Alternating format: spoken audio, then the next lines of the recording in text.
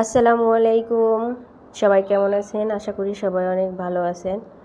আমি আগাম সিম গাছের চারা লাগিয়েছিলাম, তো আমার সিম গাছগুলো অনেক সুন্দর হয়েছে। তো সিম গাছগুলোতে বিভিন্ন সমস্যা দেখা দিচ্ছে এখন। পাতাগুলো কুঁকড়ে যাচ্ছে, হলুদ হয়ে যাচ্ছে, আবার ছোট ছোট গুড়ি গুড়ি ছোপ ছোপ পোকা হয়েছে।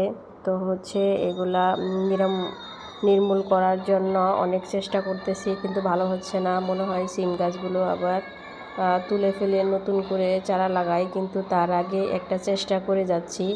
দেখি আজকে 1 লিটার পানিতে 1 গ্রাম পরিমাণ হুইল পাউডার আর 1 চামচ পরিমাণ ডেটল অথবা স্যাভলন মিশিয়ে আজকে গাছে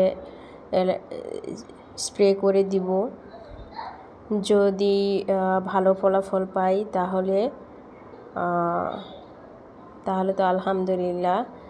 আর গাছের যে পাতাগুলো নষ্ট হয়ে গেছে, এই হলুদ কুঁকড়ে গেছে, এই পাতাগুলো তুলে ফেলবো। তুলে আমি পানিতে ফেলে দিব দূরে কোথাও।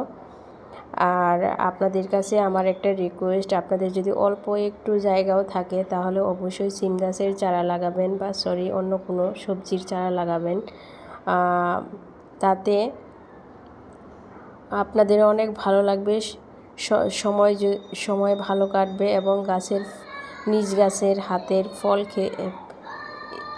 খেতে পারলেও অনেক ভালো লাগবে।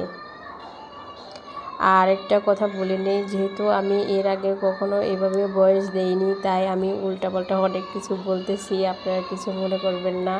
তো সবার মতো আমিও এরকম সুন্দর করে বলতে পারতেছি না।